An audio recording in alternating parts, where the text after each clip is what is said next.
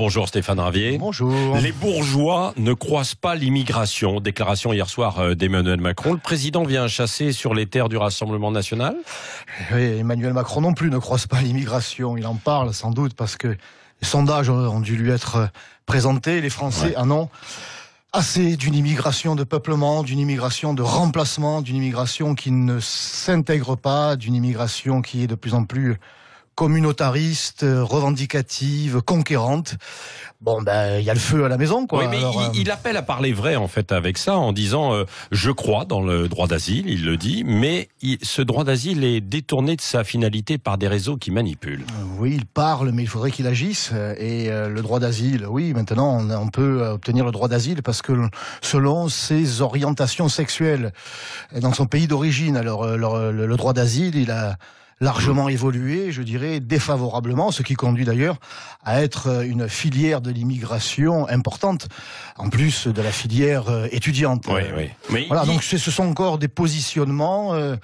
mais des positionnements qui peuvent vous embêter, vous, au Rassemblement national, quand même, non ? Parce que ce sont vos thèmes de prédilection. Nous sommes sereins, malheureusement, je dirais, parce que nous savons que, au-delà de la salive, il n'y aura pas d'acte. Oui. Un mot sur une décision de justice hier assez étonnante. Des décrocheurs de portraits de Macron relaxés à Lyon.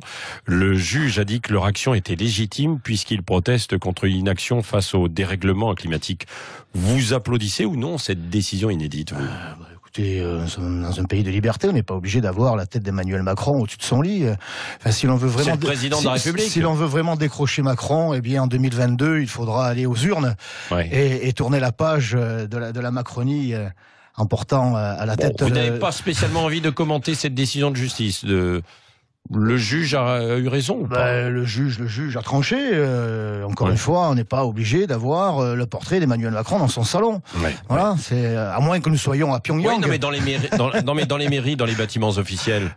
Écoutez, moi j'ai été maire de secteur à Marseille, avec une mairie avec un bureau du maire. Je n'ai jamais eu le portrait d'Emmanuel Macron dans mon bureau. Oui, bon, mais si vous deviez l'avoir, vous le laisseriez. Écoutez, moi, nous n'avons pas les mêmes goûts en matière de décoration. Bon. Moi, je préfère avoir le poster d'Angus Young, le guitariste d'ACDC. Ah bon, d'accord. Très bien. Rien à voir. Venons-en maintenant donc à ce plan qui est annoncé aujourd'hui à Marseille. 4 ministres qui descendent aujourd'hui sur la Canebière après un énième week-end agité, etc. Qu'est-ce que vous attendez, vous, de ce plan qui est attendu encore ? Un nouveau plan. Marseille, c'est la ville des plans, c'est la ville Mappy. Ah oui. Vous savez que le mois de septembre, c'est un mois important dans l'activité touristique, y compris le tourisme ministériel. Parce que nous avions déjà 2 ministres la semaine dernière, suite à l'agression violente d'une employée municipale dans une école, qui a été poignardée par un individu qui a crié Allahu Akbar. Eh bien, 2 ministres ont débarqué avec un plan. Avant eux, c'était le ministre de Normandie du logement, suite à ce qui s'est passé à la rue d'Aubagne et c'est l'effondrement de ces immeubles. Lui aussi, il est venu avec un plan. Eh bien, aujourd'hui, c'est 3 nouveaux ministres qui viennent avec un plan anti-stup. Ils ont découvert l'humidité de l'eau. Ils ont découvert qu'à Marseille, il y avait ce trafic de drogue qui gangrène la ville entière.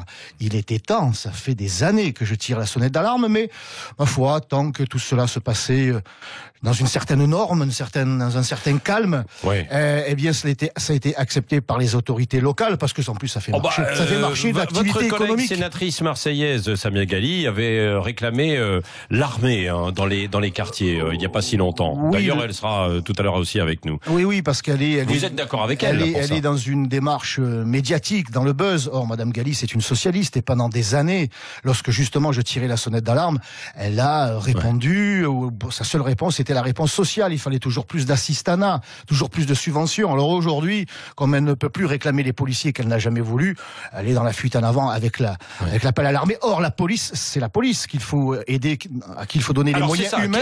Stéphane Ravier, qu'est-ce qu'il faut faire pour lutter contre ce trafic de drogue et cette violence? Parce que la police sait faire. Moi, j'ai suivi un équipage de la police de jour comme de nuit. On est entré dans toutes les cités quasiment. Ils les connaissent par cœur. Déjà, c'est bien parce que vous croyez qu'elle n'allait plus dans les cités. Ils les connaissent par cœur. Ils connaissent les points de deal. Ils connaissent les nourrices. Ils connaissent les choufs, les guetteurs. Ils connaissent les vendeurs. Ce qui leur manque, c'est le soutien. C'est le soutien de leur hiérarchie. C'est les moyens. Et puis, ce qui manque aussi, c'est une justice qui soit juste et qui condamne sévèrement ces trafics, que l'on arrête, parce qu'il y a une situation schizophrénique. Nous avons des ministres qui viennent aujourd'hui à Marseille avec leur plan stup. Vous allez voir ce que vous allez voir. Ça va être musclé. Dans le verbe. Mais ce sont les mêmes, en tout cas les membres de leur majorité, les députés, qui dans un même temps entament le débat sur la légalisation du cannabis. C'est complètement schizophrénique. D'un côté, on nous dit le trafic de drogue, des drogues dites douces, c'est pas si grave, on va même le légaliser. Et puis dans le même temps, on envoie des ministres pour nous dire attention, le cannabis, maintenant il y en a assez, il y en a marre. Il faudrait qu'il y ait une ligne. Ouais. Mais ça, c'est la Macronie, c'est le en même temps. Ouais. On est pour, on est contre, on sait plus où on va, mais à Marseille, ce sont les Marseillais qui en paient les pots cassés. Est-ce qu'il faudrait légaliser ce cannabis? S'il l'était, peut-être qu'il y aurait moins de trafic de drogue dans les quartiers à Marseille, non? Oui, on pourrait légaliser le vol de voitures aussi, comme ça il n'y en aurait plus. On appellerait ça l'emprunt à long terme. Si l'on veut légaliser, c'est parce qu'en réalité, les autorités locales, municipales comme nationales, ont déserté, ne se donnent pas les moyens. Je rappelle que la vente de cigarettes est légalisée, et bien pourtant au centre-ville de Marseille, le plus gros trafic, c'est le trafic de cigarettes. Donc ce que vous dites, vous, Stéphane Ravier, c'est il faudrait renforcer encore la police et que derrière la justice soit plus ferme. Un dernier point au Canada. Oui. Au Canada, 80% de la vente, provient du marché noir, parce que ça sera toujours moins cher. Vous légaliserez le cannabis, ça n'empêchera pas le marché noir. Bon, et je parle même pas des conséquences sur la santé publique, parce que ça, on n'en parle jamais. Il faut donner les moyens à la police, bien sûr, et puis il faut traquer les trafiquants, j'allais dire au portefeuille. Nous savons qu'à Marseille, un certain nombre d'enseignes, curieux comme on a faim la nuit, comme on est pris par la faim, et ce nombre d'épiceries de nuit qui fleurissent aux quatre coins de nos rues, de nos quartiers. Les Marseillais se lèvent la nuit, manifestement, pour manger. Et on sait très bien qu'un certain nombre... C'est quoi ces épiceries? On sait bien qu'un certain nombre de ces établissements, comme les kebabs, etc., sont des blanchisseries. Oui. Eh bien, il faut taper au portefeuille... Sur la drogue, quoi, aussi. Blanchisserie sur la drogue, effectivement, en contrôlant, en donnant les moyens aux services compétents de contrôler ces établissements et, encore une fois, de condamner sévèrement les trafiquants et quand ils sont étrangers, de les expulser. Voilà, il faut donner les moyens à la police parce que la police sait faire.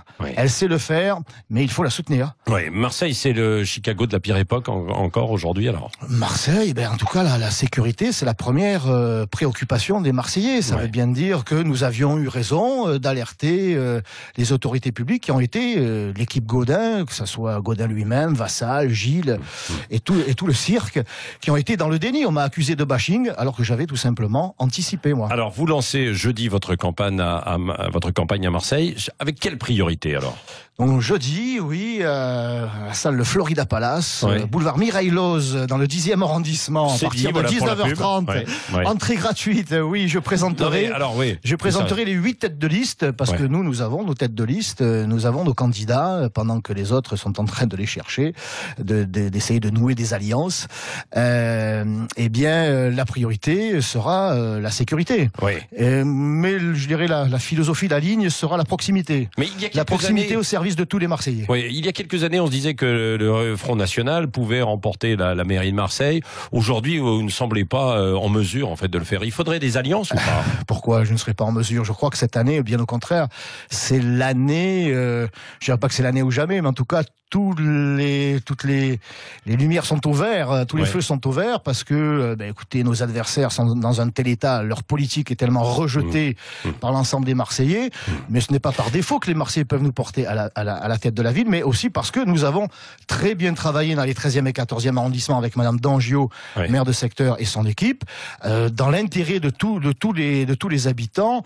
Les Marseillais me comprendront lorsque je dirai que nous avons agi de fond vert à Château-Gombert. Oui, alors Jean-Claude Gaudin ne va pas se représenter. On dit que c'est Martine Vassal qui s'est déclarée. Martine Vassal, elle a l'étoffe pour être maire de Marseille? C'est donc Jean-Claude Gaudin qui se présente à nouveau. Oui, c'est avec son avatar, Madame Vassal, parce que Madame Vassal, elle est conseillère municipale depuis 17 ans. Elle a été adjointe de Jean-Claude Gaudin à la qualité de la ville, Bon, quand on connaît Marseille, et pas seulement le front de mer, quand on connaît tout ce qu'il y a derrière, moi j'y habite, donc je sais ce que je vois, eh bien, Madame Vassal, elle porte le bilan de Jean-Claude Gaudin, parce que c'est le sien, et en plus, elle voudrait porter le bilan d'Emmanuel Macron, parce qu'elle court après lui pour une alliance, faisant fi, manifestement, du souhait des Marseillais que de tourner cette page aussi. Oui, vous espérez profiter de division à droite, puisqu'il y a aussi la candidature de Bruno Gilles. Bruno Gilles, oui, qui lui aussi, maire de secteur pendant 25 ans, sénateur LR, soutien inconditionnel de Jean-Claude Gaudin et partage le bilan, comme tous ceux qui ont fait partie de son équipe, avec, je le rappelle, 28% de Marseillais qui vivent en dessous du seuil de pauvreté, une ville la plus polluée, la plus embouteillée, l'insécurité qui fait venir des ministres à Marseille toutes les semaines, un communautarisme qui se développe avec un islamisme de plus en plus conquérant. Bon, mais ça, c'est le bilan de Monsieur Gilles, de Madame Vassal, Monsieur Gaudin. Alors, la seule alternative, effectivement, c'est Stéphane Ravier et son équipe du Rassemblement National. Renaud Muselier, donc, il n'est pas candidat. Il pourrait être candidat. Renaud Muselier, il est enfermé dans sa tour régionale et quoi qu'il en dise, il a participé lui aussi pendant 2 mandats à cette politique qui a coulé Marseille, et il est venu apporter son soutien lors de la dernière campagne de Jean-Claude Gaudin. Peut-être qu'il a oublié, mais moi j'ai bonne mémoire. Oui. Stéphane Ravier, le mot de la fin avec Cécile Benibus. On évoque souvent votre caractère emporté, votre parler cash, vous voulez surtout à l'encontre de toutes sortes de trafics, et on en parlait à l'instant, de trafic de drogue. Est-ce que vous avez peur parfois d'être menacé? Est-ce que vous avez été menacé justement par des trafiquants? Est-ce que ça vous fait peur justement cette violence marseillaise qui pourrait venir à votre rencontre, à vous, sur votre personne? Moi j'ai grandi à Marseille, dans les quartiers nord de Marseille, contrairement à ceux ou celles qui parlent des quartiers nord, qui en sont élus, mais qui habitent plutôt dans les quartiers sud. Moi j'y habite. J'habite à 500 mètres d'une cité où ça deal, et si je devais avoir peur, mon Dieu, mais vous n'avez jamais été menacé? Depuis 2014, date à laquelle j'ai été élu maire de secteur pendant 3 ans. Et puis je suis resté sénateur. Je suis toujours conseiller municipal. J'habite toujours dans les quartiers nord. Jamais je n'ai été dans les rues de Marseille. Moi, je me déplace en scooter. Je passe d'un noyau villageois à une cité. Je rencontre tout le monde. Je n'ai jamais été, ne serait-ce qu'insulté. Et jamais menacé. Parce finalement, il n'y a pas d'insécurité à Marseille, parce qu'au-delà de l'image que l'on voudrait présenter de moi, il y a une réalité, la politique que nous avons menée, les actions que nous avons menées. Et ça, c'est ce qu'attendent les Marseillais. Et ça finit par s'imposer. Ça finit par s'imposer. Nous avons agi, encore une fois, pour toutes les écoles, y compris les écoles de cité. Nous avons agi pour la voirie, y compris dans les cités, pour les équipements de proximité. Nous avons soutenu l'activité sportive et notamment les sports de combat, parce qu'il n'y a pas que le foot à Marseille, et les sports de combat. C'est utile à Marseille. On aime beaucoup ça dans les quartiers. Oui. Donc c'est la réalité de Stéphane Ravier et du Rassemblement National qui a fini par s'imposer, et c'est tant mieux. Bon, merci Stéphane Ravier, donc sénateur Rassemblement National des Bouches-du-Rhône. Et puis nous aurons des idées, nous aurons des propositions, parce qu'il suffit pas d'avoir un bilan, il faut avoir un projet. Et puisque nous sommes dans cette mairie depuis 6 ans, nous savons désormais comment ça fonctionne à l'intérieur de la ville, et surtout comment ça ne fonctionne pas ou mal. Et nous aurons un programme Marseillais à présenter aux Phocéens. Jeudi prochain. Merci. Vous êtes donc candidat à la mairie de Marseille. Dans 10 minutes maintenant, on entendra aussi Samia Ghali, quelques minutes, qui sera avec nous par téléphone sur ce énième plan, comme vous l'avez dit, le plan MAPI. Il en faut pour tous les goûts. Voilà. Restez avec nous. C'est le Grand Matin Sud Radio.